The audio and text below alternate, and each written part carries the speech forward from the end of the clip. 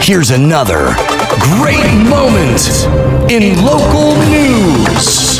Yes, this was a huge letdown. This was my Christmas present, and I got a loss. I'm feeling two of two things. A, I want A.J. Brown packing his bags, and I want him somewhere else that is not here. I love you, A.J., but, like, you can't make those drops in that game. And I also want Kevin Patullo flipping burgers at, like, the local McDonald's or something. I don't care. Why do you say that? Whenever he's an offensive coordinator, it's like he's flipping burgers. One side, he's cooking. One half, he's cooking. And the other half is completely raw. That's a great moment in local news. Now, back to the Adam Carolla Show. It's talking Eagles. Yeah, I was performing all weekend, and the games are always on, and I'd have to leave with 4 minutes left in the fourth quarter to go out on stage and have no idea how the game. What happened? All of them ended, and they were mostly all barn burners, man. Parody. Amazing. All right, Alicia Krause has news. I have a vlog installment, which is my 1 year anniversary of the fires in Malibu, Palisades, and Altadena. And so I got a little 1 minute trailer to play you guys, but you can go to adamcarolla.com and just check out the, again, it's about 30 minutes long, but it's the 1 year anniversary of nothing getting done. But I'll play you the clip.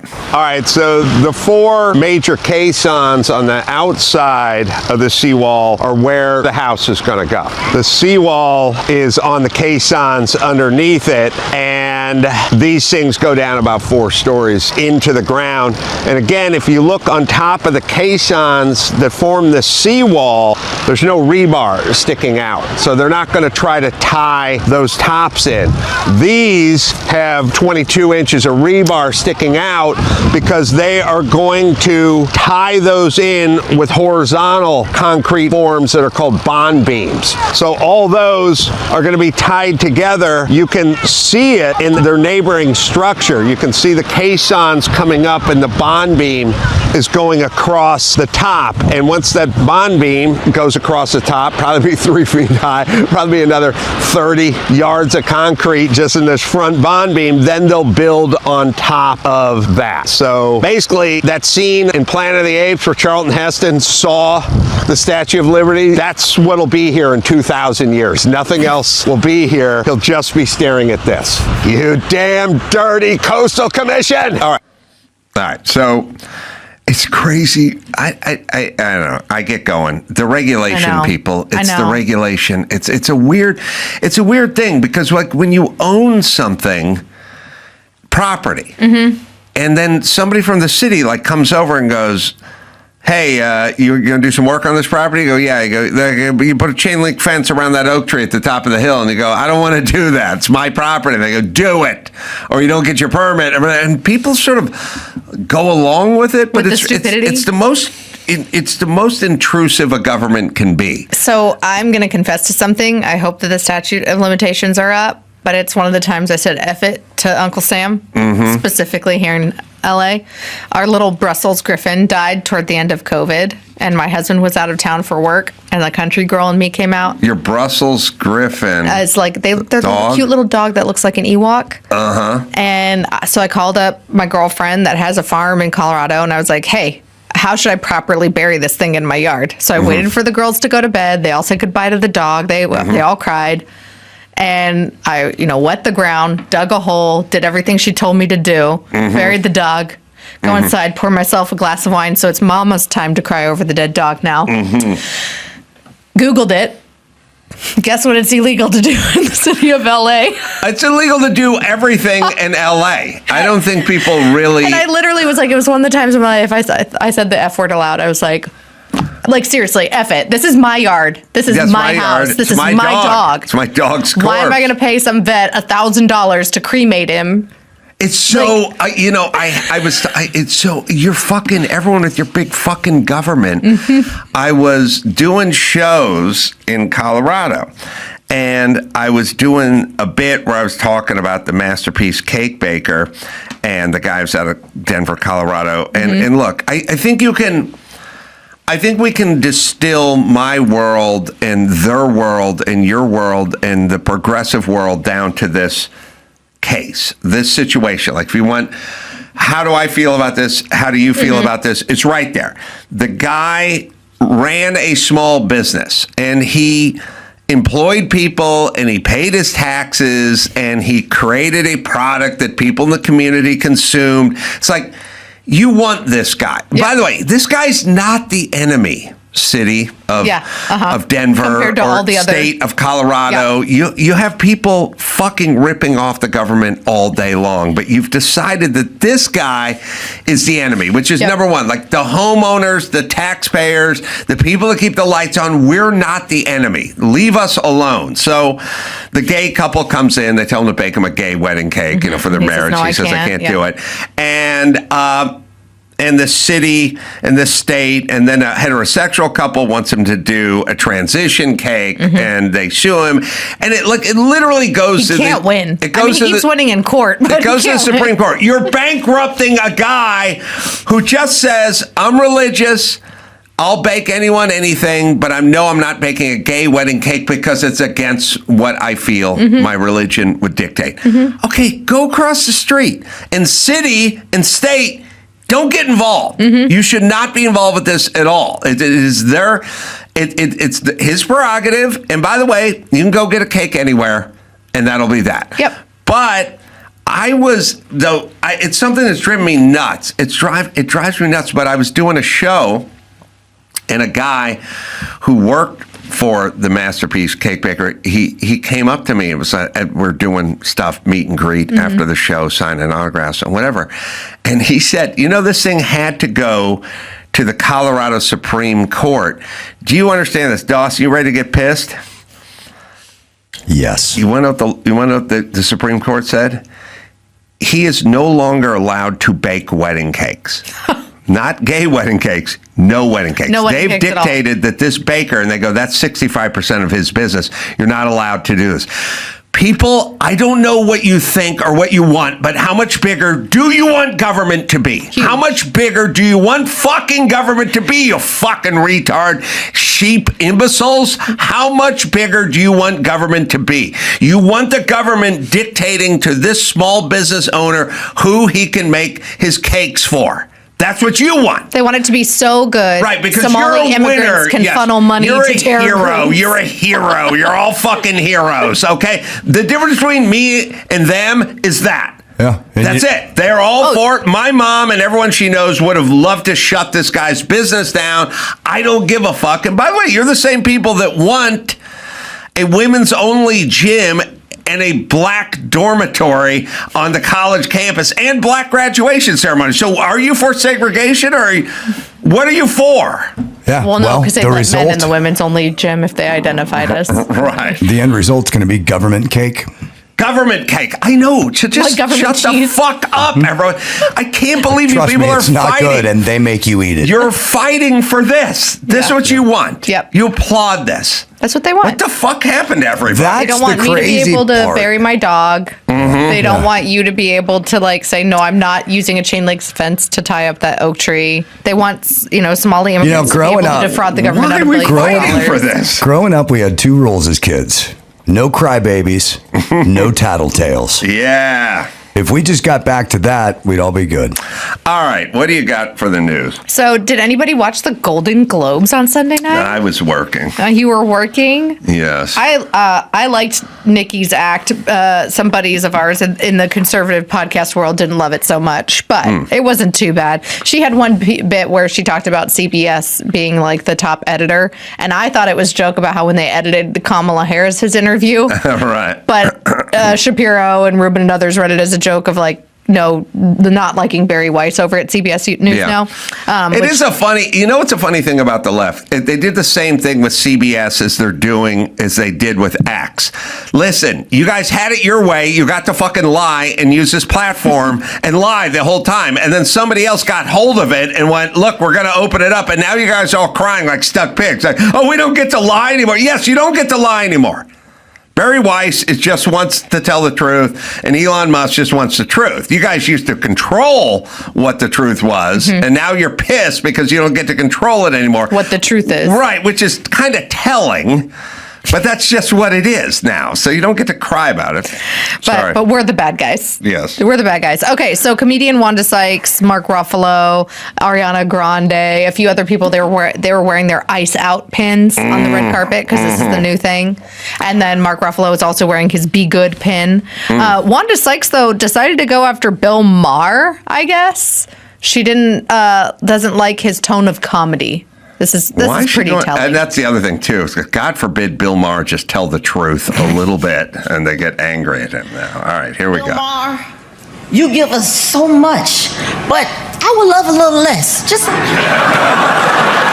try less. Bill does not tell like this. Bill Maher. A little less of his type of truth in comedy. I don't even know what that joke is, really. I don't think it is a joke. I think that's the laugh. Is everybody there feels compelled to laugh because it's their own people? Was she accepting or presenting an award? She was presenting. Okay. Yep, she was so presenting. So it was scripted. She wanted less. She also, we have another video of her talking about, oh yeah, this is great. She's talking about how horrible the government is too. Okay. Yeah, here we go. The pin, Be Good. Tell me about Be Good. Yes. Of course, this is for the mother who was murdered by ICE agent, and it's really sad. And you know, I know people are out marching and all today, and we need to speak up. We need to be out there and shut this rogue government down, because it's just awful what they're doing to people.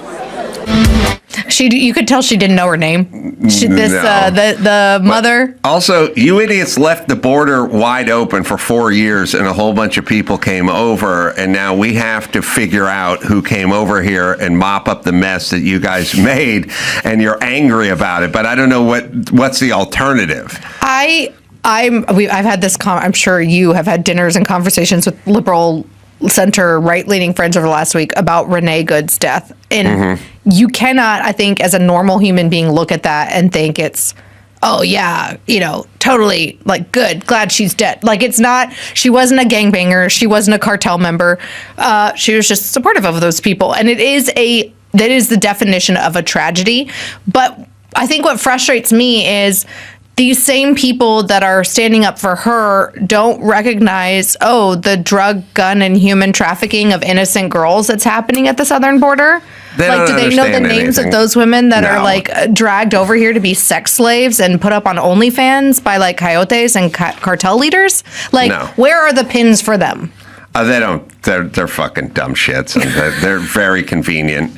And somebody tweeted out this story, which I was on it in 2017 because I forgot about this story that took place in Minnesota. It was another woman being shot to death by an officer, and nobody gave two shits. By the way, these people never give a shit because the woman was blonde and the officer shot him was black and Somali. But I'll play you this clip. It's the same place. It's the same thing. Wow. It's literally apples to apples. It's a officer.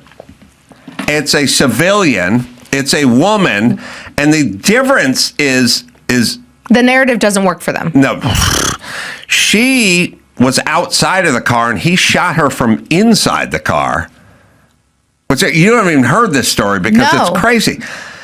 I'll play the clip, and then I'll play the thing. It's crazy. So do you know who the last was the first Somali police officer in the entire United States, and that they were convicted of murder, and it was later overturned by the Minnesota Supreme Court, and they only served a couple years? Bet you didn't know that, did you? This story is insane. This woman was a blonde yoga instructor from Australia, I believe. Wow. She called the cops because there was like a disturbance in the alley or whatever at night, like behind her place or something. So she called the cops. The cops rolled up. She was in her bathrobe. And they thought she was the person. And she came down to talk to the cops. And the partner, not the guy driving the car, the guy in the passenger seat, the Somali cop, pulled his gun out and shot her across his partner out of the squad car and killed this unarmed woman who called the cops, who came to see the cop car in her fucking bathrobe. Wow. Now, you can talk about, we get into the cop killing thing all the time. It's like, unarmed, Michael Brown, hands up, don't you? Yeah, he's a 700-pound giant man who was wrestling with a cop trying to get his gun. For his gun. His hands were he never got shot. Yep. That's what he did. He wrestled with a cop, and then, LeBron James laments the poor girl who was trying to stab the other girl in the middle of stabbing her, got shot. But there's things you can do. You can do, look, this latest thing, she's behind the wheels, she's asked to stop, she's asked to get out of the car, she goes forward, she hits the guy, she gets shot. You can say, well, isn't it all a bit of an overreaction? George Floyd, whatever. Yes, George Floyd passed a bad check. Cops got called, wrestled with cops, got put in the back of a car, said he couldn't breathe, pulled out again, wrestled with cops again. Okay, this is none of that. This is literally you calling the cops and then seeing the squad car pull up out front of your building and you walking out and getting dusted by a cop. Insane. That is way worse than any of this stuff. I don't remember any marches. You idiots can go, well, she didn't deserve to. Yeah, I know. The woman driving the minivan didn't deserve to die, but she was still driving a vehicle, and she did encroach toward a police officer and so on. And she put herself into that situation. She was trained by leftist groups that were allegedly funded by George Soros to be put in that right. situation. And there's lots of stand up and fight and get in front of and all your fucking bullshit nonsense. And now people are dead because, yes, you're going to stand up and fight and more people are going to get shot. She was shot by this.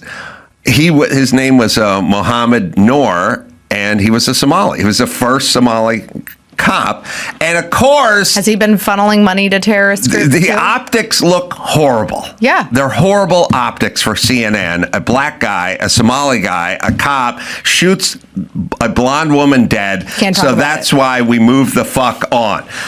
This shooting in Minnesota was 10 times more egregious than the ones Mark Ruffalo is wearing her fucking pin for, you fucking pussy. But you know what? Mark Ruffalo doesn't know about this story, and neither do any of those assholes at the Golden Globes. Yeah, so you're probably right, actually. They have no idea. Do you want to listen to Mark Ruffalo talk about how horrible and dangerous and scary America is? Because we have that, too. I made a joke. I don't know why it was a Mark Ruffalo joke, but somebody asked me when I was on the road, somebody was doing their due diligence, and they said, "You're getting a star on the Walk of Fame in Hollywood." Oh, that's cool. I know. I blocked it from my mind, but it is cool. And they said, "Where do you want your star?" And I was still being interviewed, so I was like trying to be funny, but I hadn't thought about it, They said, "Where do you want your star?" I said, "Well, not next to Trump's star." And they said, "Why not? You don't like Trump?" And I said, "No, I like Trump, but once a week when they show up with the pickaxe to destroy Trump's star, they're going to turn around and be walking back to the van, and they're going to see my star and go, oh, fuck this guy. Like, as long as we got the axe out, we're right here." I said, "I want to be next to Mark Ruffalo's star where I won't get the pickaxe." So that's a solid call. I didn't even know he had a star. I don't know. Just don't put the star next to anyone who's openly conservative or a Jew in Hollywood, and you'll be safe. If I get next, I am thoroughly convinced that if mine was next to Trump on the way back to the Prius, I would get hit. Yeah. Because the pickaxe already out. Put it next to Mark Ruffalo, where all the SJP pro-Hamas types won't do anything to touch it. That's where I want to be. All right, let's hear what the great Mark Ruffalo has to say. This is for her. This is for the people in the United States who are terrorized and scared today. I know I'm one of them. I love this country, and what I'm seeing here happening is not America. It's not. Mark, why do you feel that this platform is still useful to spread a message like this? Listen, I want to pretend like this is, I want to be here to celebrate, and I am here to celebrate, and I'm proud to have a Golden Globe nomination. But also, this is not normal anymore. And so I don't know how I could be quiet. And I'm feeling a little sick, so it's hard to BS right now. So. Oh, he's sick? Wasn't he one of the ones that told us to get vaccinated and wear a mask? It's hard to BS when you're sick. I'm at my best when I'm sick in terms of the BS. They do. I feel like when you're sick and when you're old, it's like no filter, man. Well, there's more BSing when you're not sick because that's when you're calling in sick, but you're going fishing. The day after the Super Bowl. That's right. Hey, boss. Man.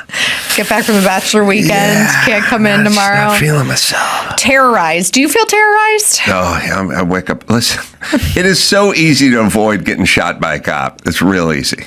You just listen to what they say, and you'll be fine. And by the way, don't go down there. That's the other thing, too. If there's shit going on, stay at home. If there's stuff going on, just don't try to obstruct anybody in a uniform with a gun. Well, that's just like a good rule. I'll put it to you this way. I just got done walking through the airport. Mm-hmm. They tell you what to do every 10 feet. And it's on the speakers, too. If you're a toddler. If the guy asks for my ID and I just got him in a headlock instead, then I might get fucked with by cops. Or you can just comply. Yeah. If you really think about an airport, you have white, black, women, Hispanic, young and old, all just funneling through this place times 1 million a week. Everyone complies. Everyone goes right through the airport. Yep. Stop complying. Then you get stopped. You get on a no-fly list. There's a way to do it. Yes. All right. What's next? All right. Well, I did like some of the dresses, but this isn't the show for that. No. You don't want to break down the dresses I liked? I don't know. I'll listen if you got something. No, it's fine. I loved Nikki's dress. I actually liked Miley Cyrus's dress. I don't know why people are knocking it. It was great. Okay, so comedians Bowen Yang and Matt Rogers are apparently walking back comments about Texas Representative Jasmine Crockett. You know, the sassy congresswoman? I like her style too most of the time. Don't like her politics, though. Apparently, they encouraged fans not to donate to her Senate campaign. The episode was posted a couple of weeks ago, and the co-host waded into the political territory by debating the Democratic Party strategy for 2028 and Crockett's electability. Here's a clip. Should we have listened to the populist message all along? Is that ultimately what would work for them? Yes. It's not going to be Gavin Newsom. And anytime a politician is making it too obviously about themselves, I'm already done. We're out. Don't waste your money sending to Jasmine Crockett. Do not do it. I must agree. Don't do it. You're going to waste your money. Take it from someone who sent Sarah Gideon like a ton of money in Maine. So they got a ton of backlash. Why they get a ton of backlash? Because she is a liberal darling, and you're not allowed to say don't send money to her. So then they put this statement up on their Instagram stories, and they had to apologize. And he said that they should not have weighed in on it, and transportation and candor matter, yada yada, and they're so sorry. Transparency. Oh, okay. Because transportation matters. Did I say transportation? Too. I need coffee. Well, it matters. I would argue it matters more than transparency. Sorry, transparency and candor And the ultimate transparency in transportation is Wonder Woman's jet. She has an invisible jet, which there's a little flaw in the invisible jet department because Wonder Woman flies an invisible jet. But so is she invisible? She's not invisible. So it just looks like a woman sailing across the sky, which would draw more eyeballs than an actual jet would. I wish I were invisible right now because that was a dumb blonde moment. Anyway, they said that transparency and candor mattered deeply to them, especially on the podcast. I'm a very progressive person. All right, but listen, let me just say this. Everybody, when you walk back shit that you mean, then I don't find you genuine? No, then you're not genuine. Yeah. I do not believe you. There's no more, it's like... I actually would start listening to their show if they doubled down on it. Well, like Kamala Harris was against fracking, then she's for fracking. Yeah. What is she? She's just walking shit around trying to get votes. Now, you assholes are just walking shit around. If you meant it...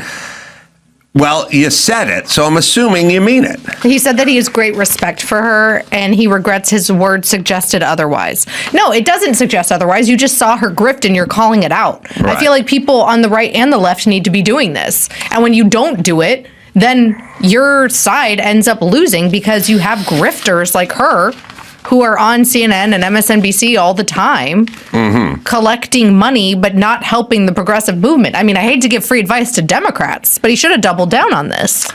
They're assholes, and we don't need to listen to anything they have to say because they're cowards and they're liars because they're walking shit back. All right, we have a clip of... we have the mayor of Minnesota, Minneapolis, Minnesota. This guy. What happened to guy? I wrote a book called 50 Years Will All Be Chicks. This guy's a chick. He's even got the nicely coiffed hair going on. He looks a little sad, though. So after months of Democrats, including him, saying there was no fraud, no fraud, no fraud, no fraud, here we go. Walking it back. Let me ask you about the leadership in your state. Dozens of people in Minnesota have been charged and convicted with stealing millions of dollars of taxpayer money for government programs. Do you think Governor Walz did enough to stop the fraud in your state? And do you support his decision not to run for re-election? Well, look, Governor Walz is the reason that we've got paid family leave in Minnesota. He's the reason we've got free school lunches. Him and I, we've been through thick and thin. But did he do enough to combat fraud, over these Mayor? Did he do years. enough to combat fraud? Look, obviously, everybody could have done more to prevent fraud. Hold on I a think second. I love when they expand it out. Well, obviously. You know what I mean? Everybody. So a guy who runs a bait and tackle place outside of Garrison Keillor's place could have done more. You could have done more, Adam. Whenever they expand it, we all could have done Dawson more. could have done more. Yeah, everyone could have done more. I could have done more. Right, except for we don't. I think the comptroller could have done a little more. Right, we don't write checks, so we just pay taxes. You guys then distribute the money. So I don't Garbage know men. We all could have done more. So whenever they start including everybody, that's a bad. So here's how they do it. First, they go, "This never happened."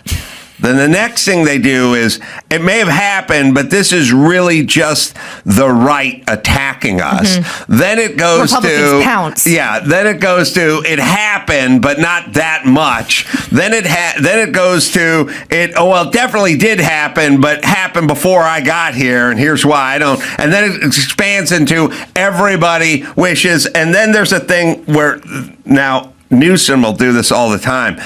He'll expand it. He'll go, what about your homeless problem, Gavin? Many cities are struggling with, yeah, we're not asking about them. We're asking about you and your city and your state, not you. When they expand it, that means they're doing it. Or whenever you ask him about the budget, he always talks about how California is the world's fourth largest economy. Leading the way. Leading the way in something. Yeah. All right, I want to hear a little more of him. Sorry. Obviously, everybody could have done more to prevent fraud, and I think that's a fair point to make. Do more to prevent fraud, and you look what he's doing right now. He's setting up a whole new bunch of infrastructure to do that. And by the way, look, the fraud's real. We've all got to acknowledge it. The fraud is very real, and by the way, when somebody commits fraud, and there are many that have done that, you investigate it, you charge, you prosecute. And you put the person in jail. Oh, as an like individual. ICE officers are doing? You put the person in jail as an individual. You do not hold an entire community, any community, accountable for the actions of individuals. It's fascinating. I agreed with the second half of what the dude said. But he doesn't understand that that's exactly what ICE officers are doing. Well, also, when they do this thing where there's another thing, too, where they go, nobody's doing more now. It's like, we're not talking about now. We're talking about then. The failure like happened. When you embezzle money from the bank you work at for 20 years, we're talking about that. We're not talking about what you're doing next Monday. We're talking about that, number one. Then number two, when they do the procedural stuff, they go, we will find you, we'll arrest you, we'll try you, and I get that's what you do with criminals. But the question is why haven't you done any of the shit in the last 20 years, you fucking pansy? He's just running out the clock in that answer. Right. Oh, and the hand motions and the pausing and enunciation of the words. Yeah. It is a good stall They run tactic. out the clock, and then she never asks any. By the way, That's Meet the Press, she's guys. fucking horrible. She's a piece of shit. Like, she's the one who did. I'm telling you, the greatest clip. Like, if you want, they're Oh, you clips, showed me this one before. they're clips that I would call time capsule clips. I did not believe it when I saw it. When you showed it to me. Yep. When people are like, well, how would you capture this moment we're in? Like, I would show them. If someone said, what was this era like? I would show them the VW commercial where the biracial gay couple hijacks a sheep and takes it home to raise them with their SUV. I'd go, that's where we were. That's us. That's our society. That's what was happening. And Trump is trying to debate Biden, and Trump's talking about Russiagate, and all that stuff, and Biden's laptop and Hunter's laptop. And that little dumb bitch is sitting there going, "Can we get back to race? We got to talk about race." I'm like, okay, that's perfect. Perfect. She's running interference for Biden because she wants to talk about race in 2021 or whatever the fuck it was. It's a non-issue that you guys want to keep talking about so you can use as a cudgel, a weapon. And that was her. It was her going, "We have to get back to race. Gentlemen, we're 80-year-old guys. We got to talk about race in America. We have to keep talking about race. We're not going to talk about all the shit that's actually happening and wrong with government." Remember when people on both sides of the aisle were actually afraid of like journalists and reporters? Oh, God, they're and so like the Sunday weak. shows used to be some of the best of the best. I mean, know. Like, oh, here it is, Yeah. by the way. We'll show it to you just because it makes me laugh. Joe, they're calling you a corrupt politician. Nobody. President Trump, I want to stay on the issue of race. We're talking about the issue. Laptop from hell. President Trump, we're talking about race right now, and I do want to stay on the issue of race. Okay, let's just talk about race so we can make black people more angry. I do love Trump's hand motions. Kristen man. Welker. They're so Nice funny. job, bitch. Speaking of race, that's got to be DEI hire for her, right? That's not, she's fucking horrible at her job. Gentlemen, I want to talk about race. Okay. You could look into the laptop, bitch, but you're not. Not the, like, look into the laptop, look into all the riots that they called peaceful protests. No. We That don't was keep talking happening about then. race. That was like literally happening then. LA was burning. LA and Portland were burning. We got to talk about race. Nope. More race talk. All right. One more. All right. I noticed you're wearing green today. I'm wearing red. I'm wearing green because Mark Ruffalo said.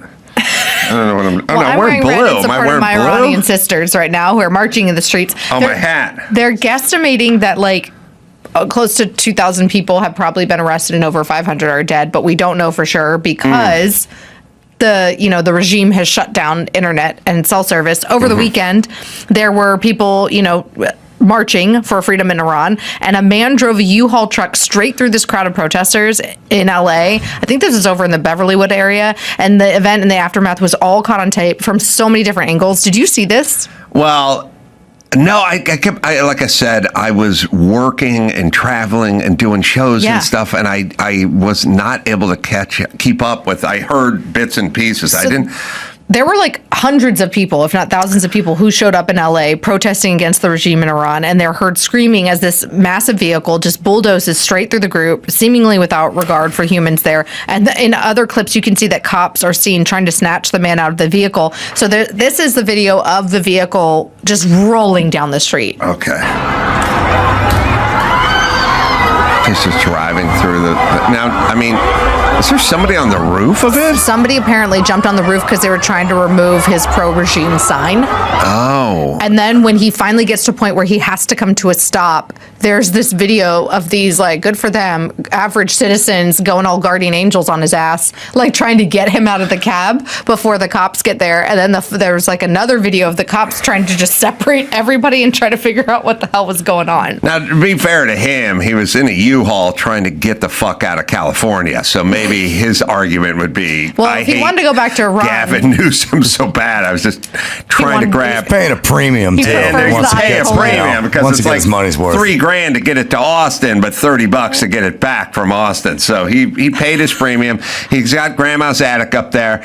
He's got the super. I love reading about how easy it is to load him up. Maybe that was it. So he drove a U-Haul through this crowd. Yeah, it's scary.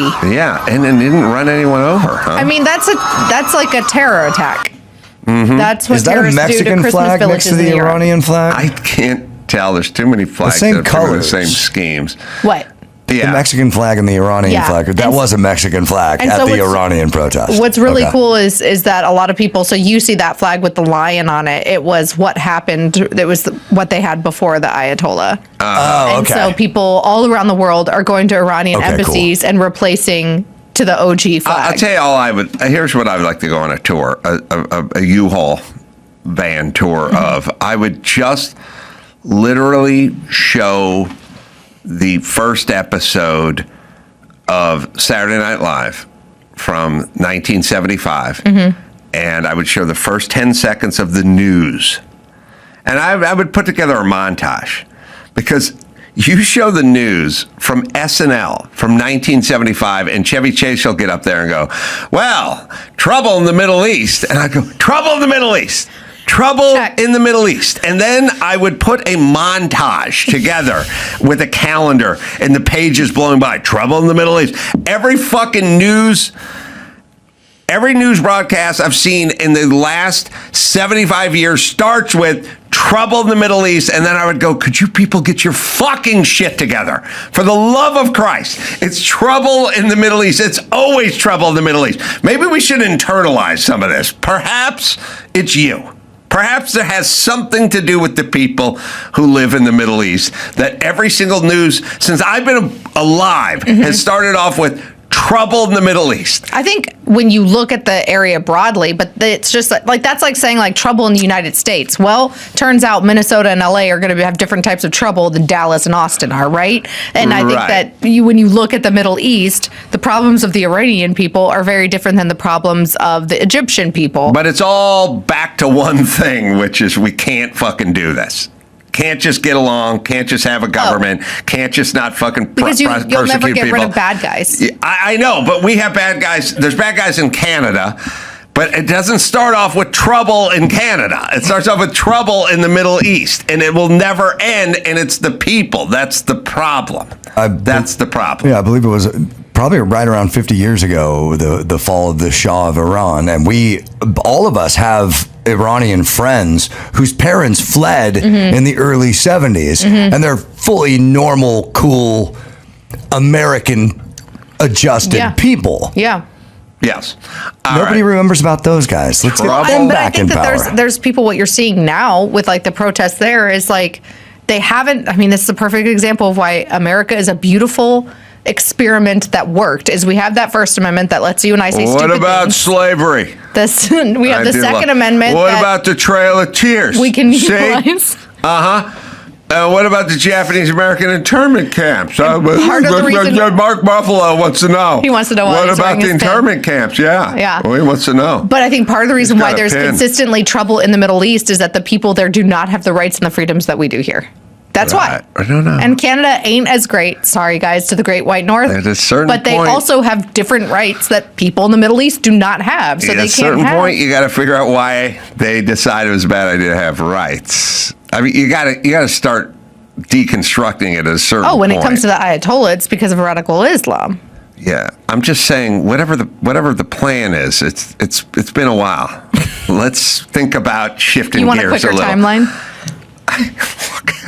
Well, I don't know. You want to blame the water, or you want to blame the people? You want to blame the powers or the people that are in power? You want to blame the religion? Whatever it is, it's not working out, is what I'm saying. Maybe hopefully it'll change, man. A change of direction, I would say. I basically say the same thing to Al Sharpton and all the race hustlers out here. Whatever it is you're doing for the black community, maybe you should knock it off. Maybe a little direction change would be the way to go. Yeah. Because I'm looking at the stats, and you guys haven't helped. Yeah. That's all I'm saying. It's very fascinating to live in a time like between what's happening in Iran right now, what's happening in Ukraine, what's happening in Venezuela. Like there could be shifts happening all over the world. It'd be nice. All right, this weekend, I'll be in Oregon, Grants Pass. Ooh. That's right, Rogue Theater. And that'll be Friday, and then Saturday, I'll be in Midtown Ballroom. That'll be in Bend, Oregon. And then we're going to New York. Going to be at Rodney's, doing some live shows there on the 29th and stand up there as well. Heading out to D.C. at the Kennedy Center. The Trump Center? The Trump Kennedy. Well, the thing that's funny is RFK Jr.'s people got hold of me, and he wants to come out, and that's his name. His family's name's on it. So we may do something on stage here. We're going to figure that out. Alicia Krause, you got your op-ed at the Washington Examiner. Sure do. And Eddie Bravo's got his podcast. Look into it with Eddie Bravo. You go to adamcarolla.com for all the live shows. Until next time, Adam Carolla for Eddie Bravo and Alicia Krause saying mahalo. Here's board first size specialist, disinfectant, antibacterial specialist. What you going on there, Drew? I heard the boys prepping some bird. They seem proud of what they've done, my friend. Well, I went in and I said, listen, I've been on this Burt Reynolds thing for a while. Oh, shit. I just realized we forgot to say Happy Thanksgiving. Happy Thanksgiving. All right. Happy Thanksgiving, everybody. We're too into our own shit here. Okay, yes.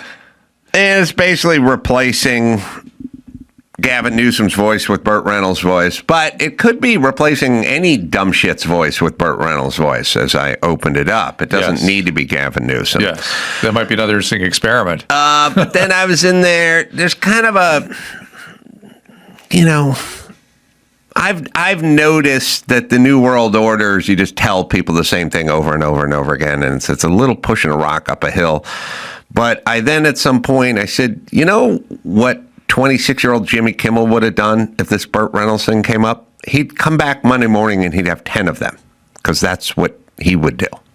And I was around during that stuff, and yes, and that's when he was sort of a, what would you call that job he had at the morning shows? He was the sports guy. But he kind of turned it into something more. He turned it. That's the point. He was by grunt work. Yes. That's why he's where he is, and everyone else is where they are, and not in a good way for everyone else. But I was sort of explaining that's what young dudes did back in the day, and that's why Jimmy hosted the Oscars for 4 times. So young Joey took that to heed and showed up. Nice. And put together a bunch of them. Did you tell him you liked the cut of his jib? Yeah, he said he did Jimmy's best. I said, okay, good. Now, the thing is as per usual, everyone misses the point just a little bit. In terms of which no one really ever really gets the joke, I've found. It's always like, I've found that in my joke adult life. Like I remember. Well, let's drill a little bit. I remember because I'm no good. You're the worst. But I could remember trying to do like rich man, poor man once, right? And I was saying to a young, not an intern, but an AP or something, a production assistant or something. I said, so we're going to do rich man, poor man, right? And so what we're going to do is I say, cars on the lawn. That's a rich man, poor man thing, right? So I go, find me some rich guy with this big estate, and he's got all his Duesenbergs and everything, parked, multiple cars, parked out front on the lawn with the driveway with the 10-car garage and stuff. And then find me like an old hillbilly with dirt and, junkers all kind of stacked up, parked up on the front lawn of the junker house, right? Yeah, average Valley home, circa 1980, 75. Is that fuck it up? Am I doing it? No. Well, no, I wouldn't tell her average Valley house from 1980, Drew. So let's drill on that. But so me trying to add to this story by... Well, you never help because you always say something that's nonsensical. I lived in the Valley my whole life. There wasn't 8 cars parked on the... Nobody had a car parked on the dirt. Oh, I visit a friend of mine in medical school. Family had that house in fucking Reseda. Okay. It's not the average Valley house. The average Valley house has no... It didn't feel abnormal. How many houses would you have to pass by in the 80s before you found multiple junker cars on the front lawn? Okay. Go ahead. 50. Okay, 50. Okay, so that would not be an average Valley house. It's not there. Fair enough. Okay, but don't. So that's what you do. No, but there's you screw the story up. But listen, I'm trying to get wisdom out of this. No, you're not. You just jump in with something inane. So the what I fucked up more than anything was the specificity by saying average. It didn't. And it didn't. No. And it didn't. What you do is the same thing you always do, which is you add on to it, but you make it more confusing and less specific. It's simple. Just sort of hillbilly, dirt lawn, bunch of cars parked in front. Right. Not the average house in Sherman Oaks in 1986, Drew. That there's no cars. You're not painting a picture. Yeah. There's nobody going, oh yeah, man. I had a friend who lived in Encino, and another friend who lived in Chatsworth. There was cars piled everywhere.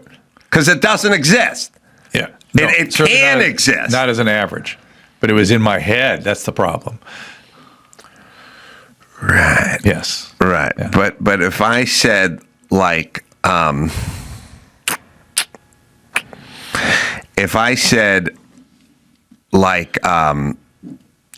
just like the average car rental place at an airport and then you went or high-end mall. Yeah. People'd stop and go, I don't. Yeah. And then you could go, I was at a high-end mall once and did see an Avis. Well, but you're not helping me. You're not helping with the story at all. You were talking about expectations and going into business class this is the last show we did, where you think you were going coach, you found out you were going business. And yes. And what I said was, and even if you just turned left on the way of the plane, that in itself would give you a sense of heightened gratification. And you attacked me for that one. I did attack you. Yeah. Yeah, because going left is usually first class, but sometimes it's first and business. Yes. Right. But the whole point is either, okay, here's the number one position you can be in. Don't interrupt. But if you are going to interrupt, help it, then you stop and confuse it, and then we got to stop and undo what you just said. Yeah. There's a lot of people do that. You have a black belt. I have no idea why, but a lot of people have this. It's interesting. One day we'll explore it. But anyway, it needed no help. It was a bunch of cars in front of a stately manor, rolling hills and multiple drives, and then a dirt lawn with a bunch of cars piled up. Rich man, poor man. The average house in the valley in the 1980s, all that does is stop. Anyone who's listening has to now be confused because they think, wait a minute, is that what the average house looked like in the 80s? Yes. But you could have said, you're right. Kentucky, mining country or and you could have said left out average. Bakersfield or something. Yeah. You could have picked that. Yeah. White trash, anything. Yeah. All right, anyway, you just did what this person did. So I told the person, go find images of the estate with the cars in front, and then go find images of the house with the cars, the junkers. You know where you saw it? I was in Wisconsin. A lot of these guys, they all have these projects like rusting out, like parked in front. Anyway, she brought back like the estate, and then she was bringing back, one of the pictures she brought back was just burnt up cars on a road in like Mogadishu that had clearly been strafed by an A-10 Warthog and blown up in like a war-torn area. And I was like, that's not what I'm talking about. And she kept bringing back pictures of just a junked car just sitting somewhere. And I'd go, no, the house with the junked cars, the projects in the front yard. She never understood it, never got it. How about the rich man side of it? Did she kind of get that one, or? Yeah, I mean you have to find a picture of a big estate with a Rolls Royce and a Ferrari and a Bentley and everything parked in front. I mean, she kind of found that. The other one she could never. I've spent my entire adult career trying to explain jokes to people, and they don't get it. But they never say they don't get it. And I don't know they don't get it, and I just assume they do because it's, for me, in my mind, it's pretty easy. It's this and that, Yeah. So Joey did a pretty good job. It didn't really...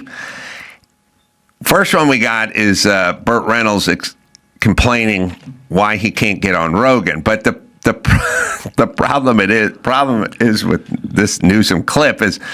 Newsom doesn't sound nonsensical and insane. He just grabbed Newsom talking. Oh. You know what I mean? But he didn't. And I was sort of. It's still funny, but it's not funny. It's not making the point. Not making the point. Yeah. That's what I'm saying. But it's still actually funny. So we'll listen. And then there's a few coming up there a little more to the point. So we'll do that. For years and years, he'd been attacking me, and it's one way, and he won't have me on. He's consistently not having me on. By the way, I'm moving on. I have no interest. That's kind of funny. You're done with him? Joe Rogan's the Facebook of podcasting. He was sitting across one of the brightest minds in podcasting right now. The guy was in the mic, and there are a lot of people at the mic doing extraordinary things in podcasting. Joe Rogan's got a pretty big audience. You know what? But with all due respect, if he has a big audience, but he doesn't have big enough confidence, I didn't go there to have me on.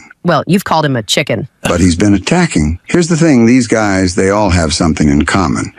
It's one way they attack, they belittle, they demean, they take things out of context. But this is a serious thing.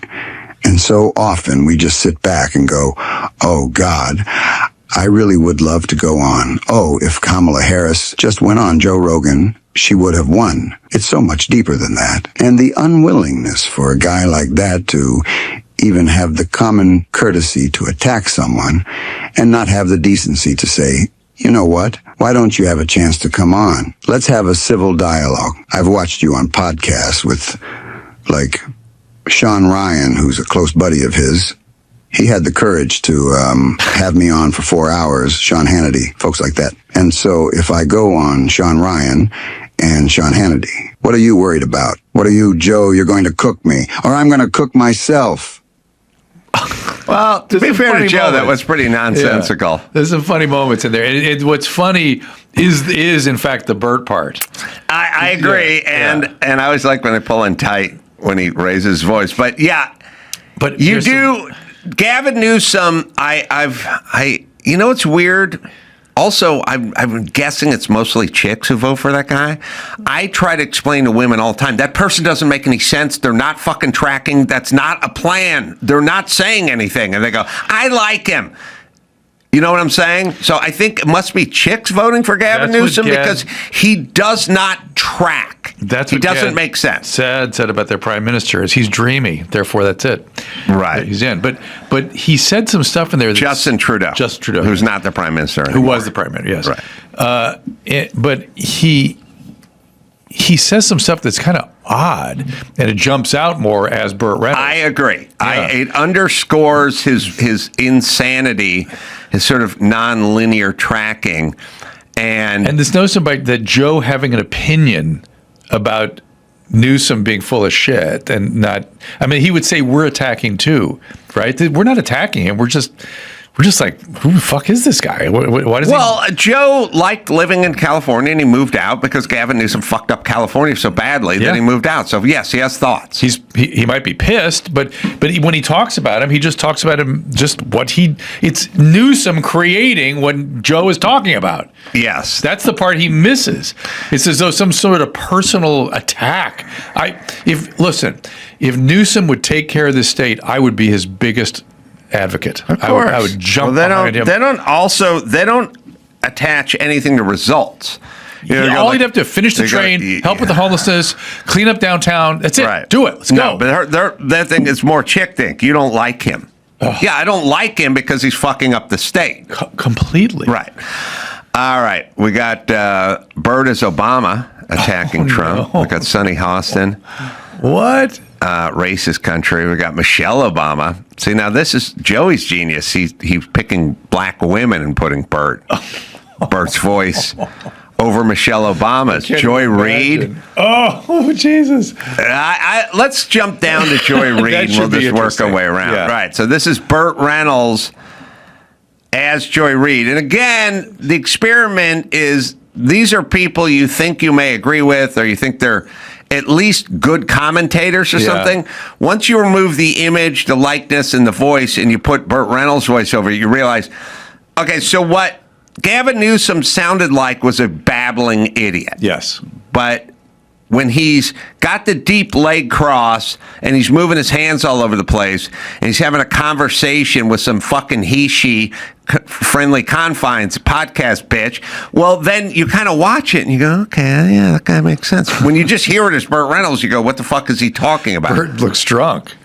So he sounds drunk. But, some of these, Joy Reid, I'm like, I'm ready. Let's watch this. But Michelle Obama, like, I'm going to feel bad about this. All right, let's start with Joy Reid. I feel bad for her. They can't fix the history they did. Their ancestors made this country into a slave hell, but they can clean it up now because they got the Smithsonian. They can get rid of all the slavery stuff. They got PragerU. They can lie about the history to the children. They can't originally invent anything more than they ever were able to invent good music. We black folk gave y'all country music, hip-hop, R&B, jazz, rock and roll. They couldn't even invent that. But they have to call a white man the king because they couldn't make rock and roll. So they have to stamp the king on a man whose main song was stolen from an overweight black woman. Wow. Yeah, Jewish guys wrote that you ain't nothing but a hound dog. But anyway, Yeah, they really. Bert underscores the nonsensical thought process of all these people. It's really interesting to me because it's all incomplete thinking. Yeah, it's all incomplete thoughts. Yeah. Yeah, it's like me going, Drew, you don't even. You're such a bad doctor. Your frames are all fucked up on those glasses, man. And you know what? You actually said something made more sense. You come in here the way you park your car. I mean, come on. Come on, man. Come on, man. What's interesting, though, is I understand the point she's trying to make. Yeah, I know, but she's not making it. No, that's the whole point. But here's what I'm saying. You know what chicks are doing? They're reacting like your dog reacts when you're in a good mood or in a bad mood, right? Yeah. They don't know the verbiage. They don't. Your dog doesn't speak English, but you come walking in and you're like, "Hey, Snoopy! Hey, Snoopy! Hey, Snoopy!" And the dog's in and you're going, "Snoopy bad!" You know, they go like, "Ooh," but they don't understand the actual words. Right? That's where we're at now. The people her fucking fans barely speak English, and that's all they speak. That's their only language. And the way these open spaces in that her logic make it impossible to have a discourse. Yeah, right. There's no dialectic because it's it's like a cloud. It's like your cloud's taking shape. I'll cleanse we'll have Bert as Barack Obama, attacking Trump. Let's do that. Bert's good for everything. I know. It turns out it was kismet. Do you ever see Mike? You know who Mike Carano is? Do you remember Mike? Yeah.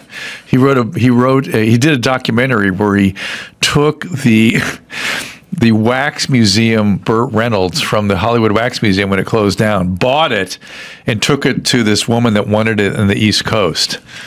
And they have this adventure, sort of like, Tu Wong Fu thing, Julie Newmar, thanks for the memories. It's sort of one of those sorts of dude adventure documentaries. It's pretty fucking funny. All right. Anyway, check it out. Anyway. He's deploying the National Guard in American cities, claiming to stop crime waves that don't actually exist. We've got masked ICE agents pulling up in unmarked vans and grabbing people, including U.S. citizens, off the streets on the suspicion that they don't look like real Americans. We've got an HHS secretary who opposes proven science and promotes quack medicine, a top White House aide who calls Democrats the whole party domestic extremists. We've got some poor labor economists who got fired for accurately reporting bad jobs numbers that the president didn't like. I mean, it's like every day is Halloween, except it's all tricks and no treats. That's interesting too, right? Yeah. Now that's different. It's more coherent because he's a dude and he doesn't have thoughts popping in. So you know what I think what women do? Yeah. Women go, so what women do is they go, Shelley, you showed up late to the party. You didn't bring, and you're fat. Yeah. It's like something pops in the middle of the critique. Yeah. You know what I mean? Like can't stay on the critique. It started off, you showed up late and you didn't bring the potato salad, but halfway into the critique, my feelings are creeping. Your husband cheated on you, like jumps in, and then you're fat and they cannot contain it. The other thing that's... But by the way, you want to hear... Go get Nithya Raman talking about fucking... that'd be good, Bert. Good, Bert. Oh. Joey, you got 9 minutes. You get Nithya Raman talking about catalytic converters. That's just her, like these things that are made so easy to take, and about the cost of a laptop, and then they're just made so easy on the car. That's what really makes me angry. Yeah, yeah. They're having trouble putting thoughts together. This one is a little different though, because he puts over the top opinions in every one of these. Like then they're snatching up people that look like something. HHS secretary who doesn't believe in proven science. Right. Well, first of all, there's no such thing as proven science. There's things that people think are approximately associated with the truth in science. And he is specifically looking at the areas where there is not consensus or people have never looked. Right. And it's like you put so much opinion into the statements that it sort of moves away from reality. Yeah. Which is kind of interesting, which is more Bert stuff. That's Bert. All right, we'll have to wait for Nithya for next week. Of course. But we got to take a break. We don't have a time up here, so that's why. There was. We need a break. No, I know there was a time, but I'm saying we don't have a time up here, right? Yeah. Okay, so you don't have to say anything. There was. We need to take a break. Okay. All right, turn left. Take a quick break. Be right back with more Bert after this. Well, people are becoming increasingly aware that the gut microbiome is something very important. You could have bloating, feel uncomfortable. Well, you may have heard about Seed DS-01 from friends and family, and you might give it a shot. I've used Seed 2 capsules a day with 24 clinically and scientifically studied strains. DS-01 supports gut health, skin, heart, even helps with the gut barrier. People understand that can become leaky. After a few weeks, you might notice less bloating, more regularity. You might be more comfortable every day. It's easy to add to your routine. Take it every morning, right with your coffee, or right when you get up. No hassle. 92% of Seed members recommend DS-01 to friends, and it has been shown to increase good bacteria by over 400%. So if you want to feel great and keep that gut happy, DS-01 is legit. Get ahead of the new year with a routine that helps you now by going to seed.com/ADS. Seed is a great product. It's been around for a minute, and I've used it for a while. I'd say Seed is my favorite probiotic I have used, and I've used a few. So you can get yours at seed.com/ADS. Use code ADS to get 20% off your first month. That is 20% off your first month of Seed's DS-01 Daily Synbiotic at seed.com/ADS for Adam and Drew Show, ADS, and then use that code ADS at checkout. All right. Stop defending everyone, Drew. Well, I didn't understand what you mean by there's not time up there. I thought you meant I couldn't see a time, and I'd seen a time. I don't see a time, but it's gone. Okay. So, but I think we need to take a break. But I don't see a time. What do you think I'm saying? My clock came down like 10 seconds before you said that. Oh, really? So I saw a time. I didn't see it on mine. Okay. Well, then I apologize. Before I said it. Okay. Yeah. All right. Now we got Bert. We got Sonny Hostin. Let's see. This is a racist country. But we also have, why'd you get rid of the Michelle Obama one? Didn't we have a Michelle Obama one? Because I said I'd feel bad about that one. Oh, well, who cares? Didn't we have on my menu was a Michelle Obama one. But anyway. So who's talking here? Yeah, we have Michelle Obama. Okay. Are we doing Michelle Obama here?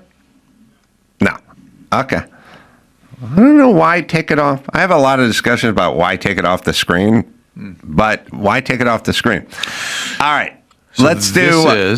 We don't know which one this is. No, Sonny Hostin. Sonny is Sonny Bert?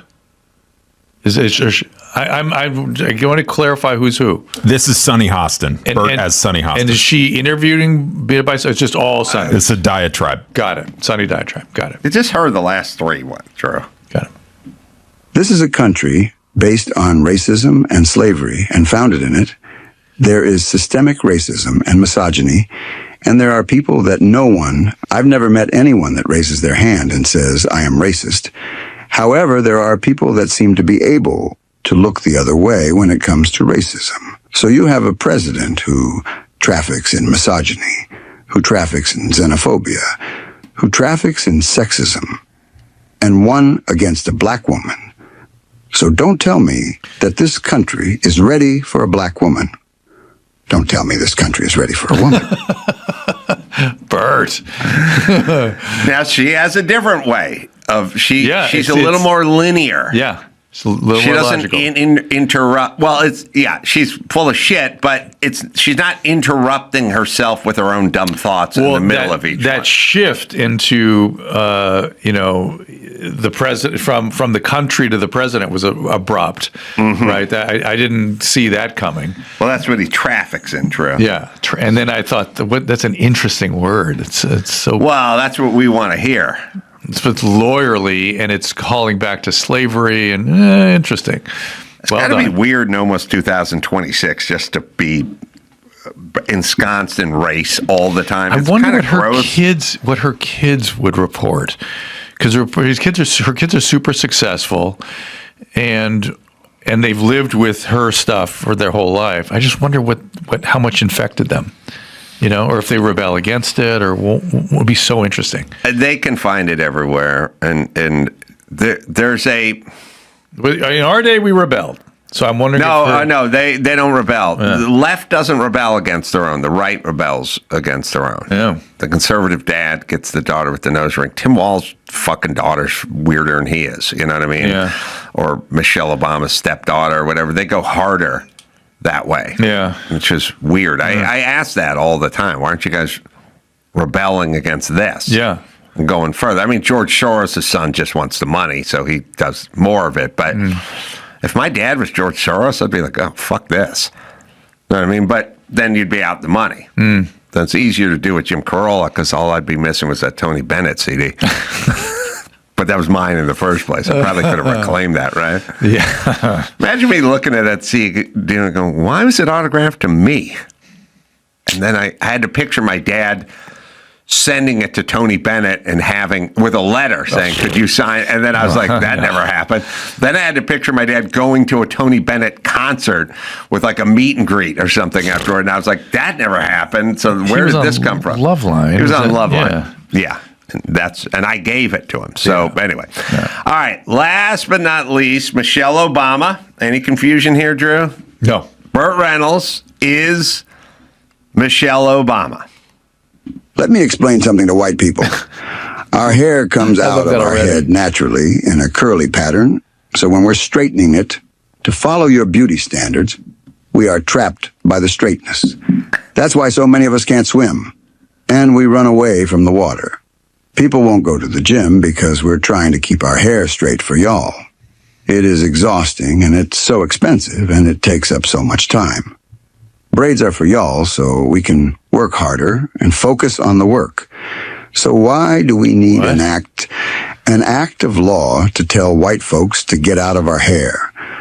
Don't tell me how to wear my hair. Don't wonder about it. Don't touch it. Just don't. So it's a weird.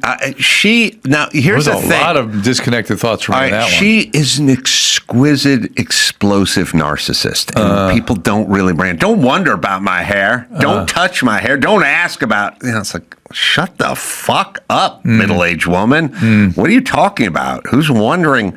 By the way, I can wonder about anything. You know what I mean? You mean in a free country, or that's just the way we are? I just wonder. Yeah, that's fine. Yeah. Okay, I wonder about things. Yeah. That's fine. Number one. But you got to listen to the last 30 seconds where she's kind of chiding all the white people to not wonder about her. Don't come up to me and ask to touch my hair. Who the fuck comes up to you? Secret Service would tackle anyone who got within 9 feet of your hair. Yeah. She is a supreme narcissist that women, it's like, it's a weird thing. They don't see it in Oprah. They don't see it in these women that they don't really understand who they are and what they sound like. All right, one more. This is the end. Sorry. We're trying to keep our hair straight for y'all. It is exhausting, and it's so expensive, and it takes up so much time. Braids are for y'all, so we can work harder and focus on the work. So why do we need an act of law to tell white folks to get out of our hair? Law? Don't tell me how to wear my hair. Don't wonder about it. Don't touch it. Just don't. She's a weird narcissist who's angry and fucking hates this country. When I hear Bert saying it, I don't feel bad for her like I thought I would.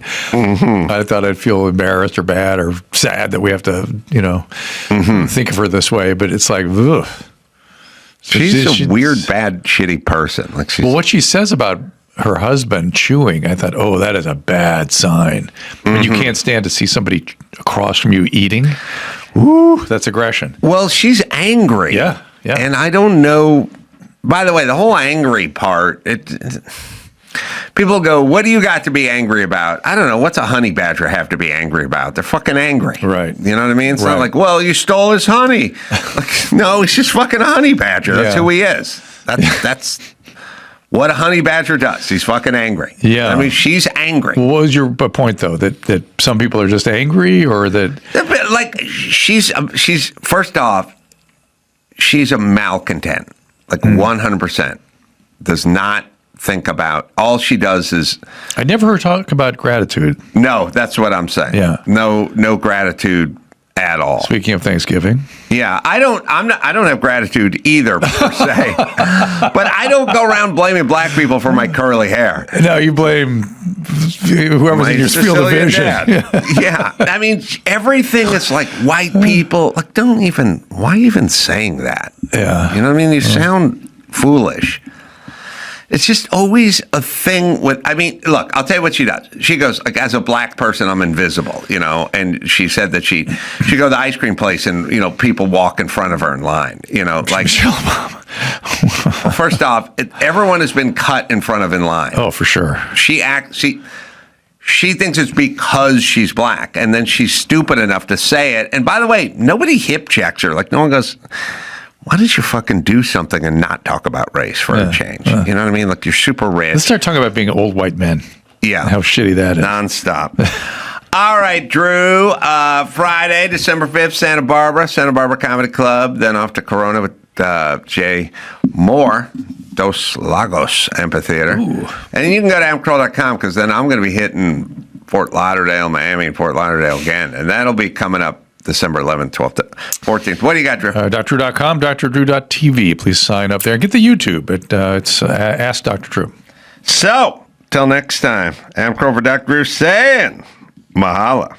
In the doc, I got so much to get into. It gets right out of the gate like an action movie getting out of the gate, the car chase scene or something. Okay? With the whole, just, go ahead and just vape away. Nicotine is not. Yeah, I don't care. I don't smoke pot. So for the record. the flying the Air France jetliner right at the beginning. I mean, it just grabs you and pulls you in right at the beginning because it's this great recreation. It's you and your fiance. Yeah, you're flying to Europe or back. Actually, from Europe. There was my wife by that point. Oh yeah, we're coming back from the honeymoon. Yeah, right, Donna. And back in the day when there were rules, but not too many rules for celebrities, and people sort of trusted people, and you were getting loaded on the plane. Sure.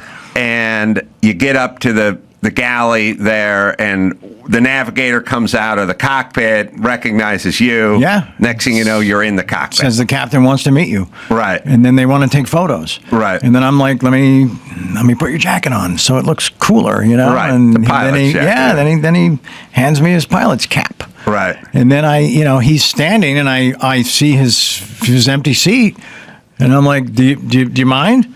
And he's like, the pilot seat. Yeah, but of course, Mr. Sheen. And I sit down, and then I'm kind of, we're all just, the first officer, pilot's behind me standing. I'm in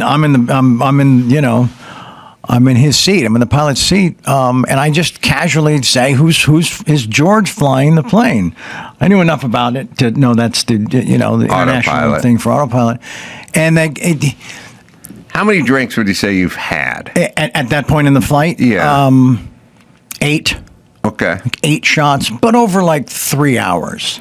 Yeah, listen. So they're kind of spaced out a little bit. You're talking to me. You're not talking to Mark Karagos. Like, right, 8 shots, right. You can do a show. You can fly a plane. Right. So, but what was such a trip is when I asked if George was flying the plane, he just reaches up and flips a switch and says, not anymore. So you got the yoke. And yeah.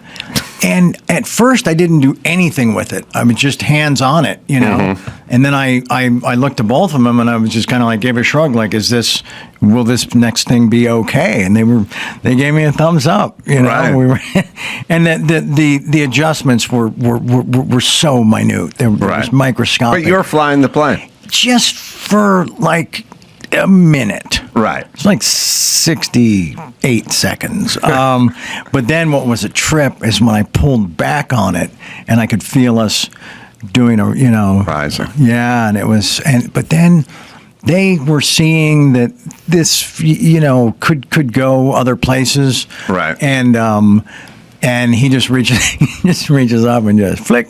Puts autopilot George back on. Yeah. Right. And then you could feel this thing just settle back into what it knew it was supposed to be doing, you know? Yeah, it's right at the top of episode 1. Right. And it really just kind of pulls you in. I think so. And it's very... It's a great illustration of substance mixed with a kind of lifestyle, mixed with a kind of mixed with a kind of a privilege, you know, that you get to fly a plane. Sure. Mixed with like a little bit of a bygone era, even though it's not that long ago. But this is kind of stuff you got to do. There was a Nick Cage incident on the plane that I thought was pretty compelling as well. That was nuts. Yeah. That was nuts. And you know what's interesting is in the doc where you see Nick telling the story on Letterman, right? Yes. And and that was the first time I'd ever seen Nick telling the story on Letterman was in the doc. Oh, okay. So I didn't know that he'd ever told it. And so when Renz puts us side by side with that quote, you know, this is your captain, I'm not feeling well, I'm losing control of the aircraft, right? It's identical as though we planned it. Right. And we didn't. Right. So you know it's true. Yes. Our stories match verbatim. Well, you guys were flying to San Francisco? We were, yeah. It was Frisco or Vegas? It was Frisco. Yeah, I think it was Frisco, according to the doc. And now I don't know what you guys were doing in Frisco. We were going up there. We wanted to watch Apocalypse in Francis Coppola, his uncle, one of his houses or his main house, because he had a screening room with a great sound setup. So he's a descendant of, related to. Exactly, yeah. Coppola. Which is his real name. Well, yeah, you guys sort of have that weird switcheroo sort of. Right? Yeah. With the last name. Yeah. And so that was the plan. And somehow on the way there, it turned into that thing. But it wasn't that thing before So just for people who haven't seen it, okay, he liked to party. Yeah, I mean, not like me. Right. But when the two of us came together the first time, it's almost like we were strangely like looking for each other or looking for the experience that the other could provide. Yeah, and also, I mean, to be fair to him, I mean, I know it's a semantics thing, but he liked to party and you like to poison.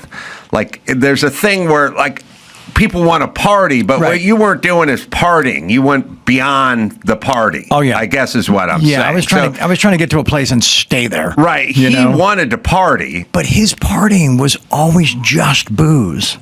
So he never did drugs. Right. Until the two of us wound up in the same boat one night, you know. So he went and had drinks and then went and grabbed the blower, the intercom. Yes.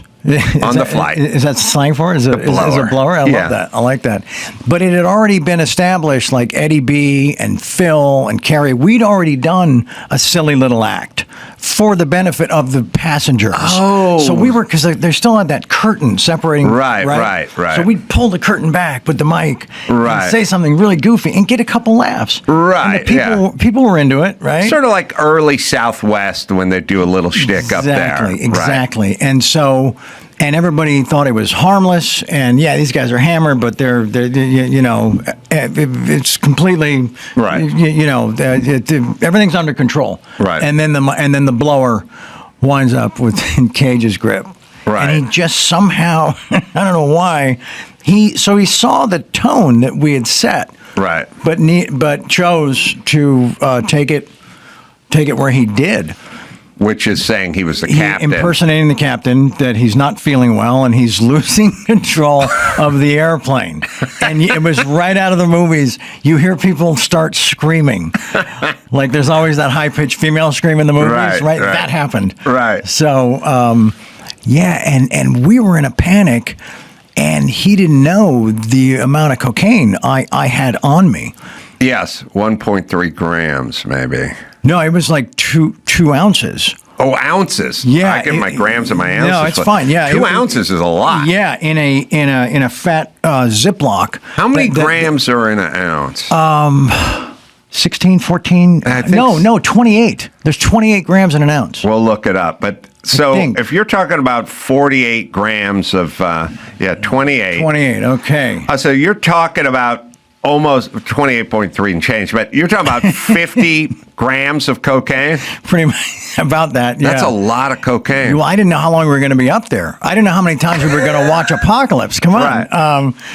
So that's taped to your ankle? No, the inside of my inner thigh. Inner thigh, yeah. Because, by the way, that's enough to get intent to distribute. Like perhaps that's enough to get in real trouble. Perhaps, yeah. Well, I'll put it to you this way: if that's a civilian, that's enough. If you can lawyer up, you can get Mark Garagos to sober up, come out of the bathroom. You'll probably be okay. That would suck if that was the day I needed him. But wouldn't they just kind of mash up all of those charges together? There'd be FAA stuff, there'd be federal violations, there'd be some RICO and some interstate commerce. There'd be all of it. All of it. So the cops, the feds, the marshals are waiting for you when you get off the plane. They are. Because somebody radioed ahead. Oh, yeah. Yeah. And the steward, are they called stewards still? I don't know what we call them. The male flight attendant. Mm-hmm. And exactly as Nick tells it on Letterman, like walks right up to him, like this purposeful walk, and stops right in front of him and points him right in the face and says, "Not cool, mister. Not cool." Yeah. And that was about 10 minutes before landing. Right. So we kind of knew that there might be, we might have company. Right. You know. And the door of the plane opens. There's uniformed guys there. Oh, yeah. Yeah. Well, there's guys in suits and uniforms. And we're like, huh. Right. Now, Nick's the one who was on the blower, as we like to call it. You had picked it up, but done a more innocent use of the intercom. Yeah, you're not necessarily in his boat, but you are in his crew. Right, but it would be like the what do they call it? Felony murder when the wheelman. Yeah, you're the wheelman. You shoot the bank guard, and then you're just as So but I was wearing a Dick Tracy hat that I bought at the airport before I was having a bad hair day, and I was like, I'll just hide under this thing, and it was like $12. It was that yellow, really cheap material, and so my act to the cabin was speaking into the Dick Tracy communicator. You know? I don't know. That doesn't come close to answering your question. So I still had a measure of goodwill with the passengers. Right. Yeah, because nobody knew at that point I was a drug mule. Right. Yeah. Right. So you got this stuff taped to your inner thigh. Right. You're detained. We are detained. And now you're moments away from a situation where it's like you get pulled over and you're worried about a DUI, but you got a body in the trunk. Exactly. And this could get a lot worse. Could get a lot worse, yeah. Right. It was that thing again where, one of them was two guys were Cage fans, a couple guys were Sheen fans, and we could feel it start to turn. Yeah. The worm in our favor, you know? And that's when the first wave of relief kind of, okay, this is not going to be a life-changing evening. What's going on with the news? Oh, man, if it bleeds, it leads. And ESPN dug up some footage from the cheap shot on Jawan Jennings that sparked the 49ers-Panthers brawl. Let's just get right to it. Check it out. Oh, I didn't see this one. Rarely do you see such technique and poetry in motion in the NFL. All right. In his first game, let's take a look. Left fist to the nutsack. Left uppercut to the nuts. Upper nuts. And that is... punch to the nuts. Yeah, and then he went in for like kind of a good game at the end, and this guy dish-ragged him a bit. Well, here's the thing. None of these guys wear cups. Listen, I'm with you on that. They don't wear a cup. It's the weirdest... it's weird. They're let me tell you where you're most vulnerable, pretty much. Nutsack in your mouth. And these guys don't wear a cup, and their mouthpiece is always swinging around their helmet when they're running down the field on a fucking gunner covering a punt. So why do you have a mouthpiece? And then I don't get why there can't be requirements. Like you don't get to go, I'm joining the NHL. All right, here's your helmet. I don't do helmets, bro. It's like, no, we do helmets. There's helmets. You play NFL, you wear helmets. You wear shoulder pads. It's probably about it. Cleats, but that's probably optional. You probably don't have to wear cleats. I think groin protection should be required. I would say, first things first, you know. I know. No, you know. I know. That the mouthpiece helps with the concussion. Oh, 100%, yeah. Right? That should be standardized. When you get your head whacked, if your chin is slack-jawed versus biting down on that mouthpiece, it's helpful to alleviate or reduce the effects of the concussion. So in a world where CTE and concussions are at the forefront, and you have a mouthpiece, and everyone is required to have a mouth. Look, all right, let me say this. It's not that my car is required to have a seatbelt. It is.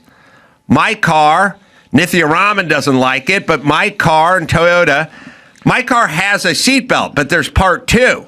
I'm required to wear the seatbelt when I'm driving the car. If I get pulled over, I don't get to make the argument that there's a seatbelt in my car. The cop's going to go, you didn't have it on. And I would say it shouldn't just be a requirement that you have a mouthpiece dangling off your helmet. It should be in your mouth. Yeah. Well, and you should be called for it. Most of the time, and they just let it swing. They don't call it. They don't call it. There is no call. I've never seen a mouth. Has anyone heard of an NFL mouthpiece call in the last 15 years in the league? It doesn't exist. They're all, by the way, they're flaunting it because they make them bright orange and they hang them down 6 inches. They're just wagging down. The guy's running down the field without a care in the world, things flopping in the air. You could see it from the cheap seats that the guy doesn't have his mouthpiece in. So go ahead and require a cup. And go ahead and require a mouthpiece. Well, I can understand the not wanting to wear a cup because I think a cup is going to cost you a little bit of speed, a little bit of time. A helmet costs you a little bit of time. Well, makes sense. It weighs something. I mean, they're faster in shorts and T-shirts than they are in pads, but it's a contact sport. You know, I mean, look, you could hit harder or do more damage without gloves in a boxing match, but you're required to wear gloves. You know, as long as the guy chasing you has to wear a cup. If it's one, it's everybody. Then it's everybody. Yeah. We're okay. But still, you're not remarking on the heinous nature, the grievous nature, the uppercut to the balls. I am saying... You know what I mean? Shouldn't have to wear a cup. Usually the guys are gentlemen about it. And, I agree. It's football. Marcus of Queensberry is gone. It's a fucking free-for-all. It's no different on an NFL field than it is an airport. It's just fucking Sodom and Gomorrah out there. These guys have impulse control, and there could be more guys getting punched in the nuts. Oh, great. Well, now, I did hear that the nut thing, you can get your nut caught between the cup and your thigh. Oh, yeah. You know that one. Oh, yeah. I got caught like that before. And that's a tough one. And they'll give you a reason why. But I would say start with the enforcement of the mouthpiece. Why don't we and then we'll go to the nuts. Start with enforcement of don't punch anybody in the nuts, and then it'll be okay. About that, we don't know what's going to happen to this guy. Yeah, we don't know what's going to be handed down as of this moment. I mean, there's a suspension in there, right? Suspension, maybe. There's suspension, and I would say over-under's $100,000 on the fine. I agree. That's a fair. He's going to get a big fine. That should go to the guy who got his nuts. I agree, but it doesn't. It goes the players union. It goes or to something. Cars for Kids or something. Yeah, give it to the guy who got punched in the nutsack. I agree. All right, what else we got? All right, World's Strongest Woman winner stripped of the title after organizers discovered she was born a man. Yeah, Where do they do this? Yeah. I wonder what country this is in. No, this is a country of Texas, Arlington. Oh, it's here. Specifically, yeah. Oh, yeah. right. So they had the world's strongest woman. And as you can see, the number 2 is pretty mad and stormed off saying bullshit. Oh, yeah. See, we got to fuck up more black women because they'll tell the truth. I mean, she's like, oh, I see. She got pissed off. Yeah. These are big gals. Yes. I mean, and that woman looks like a specimen that got the number 2 place. Probably works very, very hard, and then you could see the... Now, ma'am, you said born a man. Do we mean that he's still a man, or is this... Listen here, I didn't do the panty check during the commission of the story, but... My I'm question... assuming that she still has the intact tackle. The man boobs. Oh, yeah. That's probably the easiest way to pass as a woman. Is to grow your gynomastica? Yeah. I understand. Yeah. If you're that fat. That's a good strategy. But also the thing is somebody decided there's no more asking. If you got your junk, I reject that. There's pre-op, there's post-op, there's cross-dresser, there's tranny. We had divisions. Yeah. We had divisions, and then we knew what division everyone was in, and now it's like, well, you can't ask. I'm like, well, I could ask if the person's going to go kick my daughter's ass in a boxing match. Yeah, I'd like to know. Yeah. So anyway, it's good. They'll cut down. They'll cut down on this stuff. What is the woman's strongest women like for the guys? I like the guys ones because the guys are pulling a truck yeah, with they their really put teeth some production value into it every once in a while. Those giant stones. They got to carry the Blarney Stone. Yeah. I personally like the keg toss. Me too, yeah. I was originally upset when I found out they were tossing kegs, but it turned out they'd emptied the beer out of them and filled them with cement. I was like, all right, well, then I will abide. If that's just good beer, I'm going to be a conscientious objector. But they have the keg toss. Then there's the Highland Games. Caber. That's the different one. Right. But the women... I don't know what I'm not familiar with their. To be honest, I didn't look too deep into it where I know all the events, but I'd imagine they run along the same lines. You know what it is? It kind of shows the difference on the physiology, whereas the men who are the big dude, it's always Magnuson or something. Oh, yeah. And the guy plays The Rock in Game of Thrones or whoever. The Mountain. Yeah. The Mountain. And those dudes are big. And they're big, and they got like bellies on them, but everything's big on them. These women just look like fat chicks from the airport, which I think is the difference. Uber Karen. So they're gonna lift the 250-pound rock. Man, that's pretty amazing. And throw it over a 3-foot fence. Oh, there's the 150. Oh, I see. Quick with then that. They go to the 175, the rock, and then it's a weird. It's a weird sport. Over the giant pommel horse? Yeah, or it's all such a... It's... I mean, it is functional strength. Like, to pick something up that heavy from the floor and hoist it up, you cannot train with the Olympic barbell for this. But give me a skinny Mexican and a bobcat, a sixer Tecate. I'll kick these chicks' asses in the rock moving department. All right, so another dude dominating. Yeah, in women's sports. It's a shame, yeah. I don't... it's such a weird... You see, we're living in a time where there's like queers for Palestine. And it's like, you're queer, yeah, and you're for Palestine, right. But if you're queer in Palestine, they'll throw you off a fucking building. So which are you? And then it's, I'm for women, I'm a champion of women, I support all women, I support women's sports. Right, that dude just whooped up on the women. So do you support this or don't you support this? And now you're totally confused. And so here's the problem with being real far left. It's like mask up in between bites. Your fucking message is so confusing, you get confused, and then you become a hypocrite, and then people don't know what the fuck you're talking about, which is your policies are so insane that they come back and they bite you all the time because you're nuts. It also seems like philosophy is overstepping realism. Yes. Like to say, a biological male can be a woman, but then in an athletic competition, he has a clear advantage because of the God-given, physiology. Well, that would be another good That'd be another good one for Burt Reynolds to tackle, Joey. Remember that speech? Remember when Whoopi was talking about biological men and biological women, and first off, Whoopi does that. You don't know what it's like. She sounds like Bill Cosby. It's like, because you've never been in a woman's body. You don't know what it's like in a woman's body. I know some of these women. These women are tough. You know, she sounds incoherent, fucking dumb. Like how you ever see these women athletes? Yeah, I've seen. Yes, we've seen the WNBA, and then we've seen the NBA. Whoopi. Yes, we have seen both. We've seen both. And as impressed as you are with the WNBA, I don't see a lot of guys taking off from the free throw line and fucking jamming the ball. I don't see that. I just don't. Oh, yeah, and by the way, it's funny because this is the one. Yes, this is a great episode. And we tell Joey we got to Burt Reynolds this one, too. This is the one with he, she, what's her name? Dylan Mulvaney? By the way, you can pause it. It's funny because Dylan Mulvaney is chicky. She'd like to appear. She's still a dude in her head.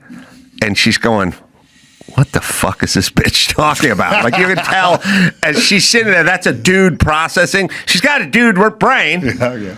She may look like a chick, but the dude brain is going, what the fuck is this bitch talking about? But, all right, let's play it. And now let's all picture Burt Reynolds.